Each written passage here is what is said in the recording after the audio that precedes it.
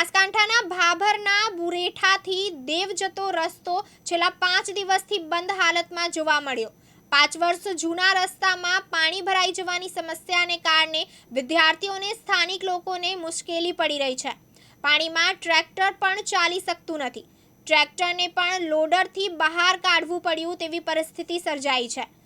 રસ્તામાં ઢીચણસમાં પાણી ભરાઈ રહેતા સ્થાનિક લોકો મુશ્કેલીમાં મુકાયા છે।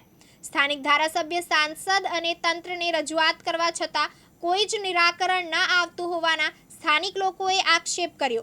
નિરાકરણ ન આવતા સ્થાનિક લોકોએ વિડીયો બનાવી સોશિયલ મીડિયામાં વાયરલ કર્યો। રસ્તો જૂનો માર્ગ છે આ બુરેઠા દેવ માટે, તો આ માર્ગમાં ઘણી વખત રજૂઆત કરેલી છે અને રસ્તો બહુ ભયંકર બગડેલો છે। માર્ગમાં હાલી શકાતો નથી, ટ્રેક્ટર પણ ચાલી શકાતા નથી।